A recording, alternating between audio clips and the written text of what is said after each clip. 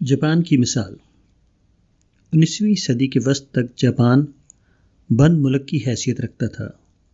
صرف نیدرلینڈ ایک ایسا ملک تھا جس سے جاپان کے تجارتی تعلقات تھے۔ امریکہ اور برطانیہ اور فرانس نے چاہا کہ جاپان کو ایک کھلا ملک بنائیں اور وہاں داخل ہو کر تجارت کریں، مگر جاپان کی حکومت اس کے لیے راضی نہیں ہوئی۔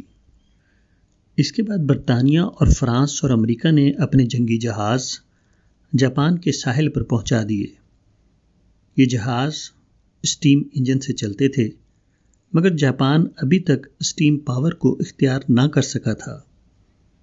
اس وقت جاپان کے پاس دستی ہتھیار تھے اور مغربی قوموں کے پاس دور مار ہتھیار۔ چنانچہ جاپان نے ابتدائی ٹکراؤ کے بعد ہی جان لیا کہ جنگ میں ہم ان قوموں سے جیت نہیں سکتے۔ حکومت جاپان نے جلد ہی ٹکراؤ کو ختم کر دیا۔ جاپانی مفکرین نے اپنی قوم کے ابھرتے ہوئے جذبات کو انتہا پسندی کے بجائے حقیقت پسندی کی طرف موڑ دیا۔ انہوں نے دیکھا کہ اہل مغرب کی بندوقوں کے مقابلے میں ہماری تلواریں کارآمد نہیں ہیں، ہماری چپوؤں سے چلنے والی کشتیاں ان کے اسٹیم انجن سے چلنے والے جہازوں کا مقابلہ کرنے سے عاجز ہیں۔ انہوں نے محسوس کیا کہ ان بیرونی قوموں کو فوجی طاقت میں فیصلہ کن برتری حاصل ہے۔ ان پر واضح ہو گیا کہ بیرونی قوموں کو طاقت کے ذریعے بھگانا ممکن نہیں۔ پہلے ہی تجربے میں جاپانی رہنماؤں نے اعتراف کر لیا کہ ان کے اور مغرب کے درمیان ایک فیصلہ کن فرق واقع ہو گیا ہے، وہ یہ کہ جاپان جسمانی طاقت کے دور میں ہے اور مغربی قومیں دماغی طاقت کے دور میں پہنچ گئی ہیں۔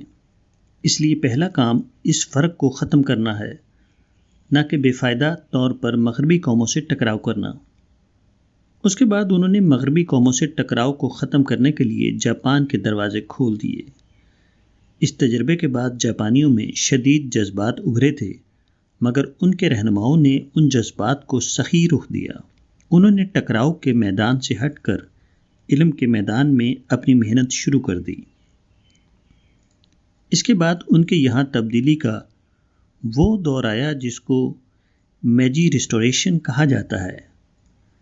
ٹکراؤ کے میدان سے ہٹنے کا یہ نتیجہ ہوا کہ جاپان کی سائنسی اور صنعتی ترقی شروع ہو گئی، یہاں تک کہ وہ جدید ٹیکنالوجی کے دور میں پہنچ گیا۔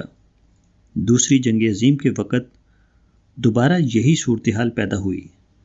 جاپان نے ابتداً امریکہ اور اس کے مغربی حلیفوں سے ٹکر لی، مگر 1945 میں جب امریکہ نے جاپان پر ایٹم بم گرائے تو دوبارہ جاپانیوں نے یہ جانا کہ وہ اگرچہ ٹیکنالوجی کے دور میں داخل ہو گئے ہیں، مگر امریکہ سپر ٹیکنالوجی کے دور میں پہنچ چکا ہے۔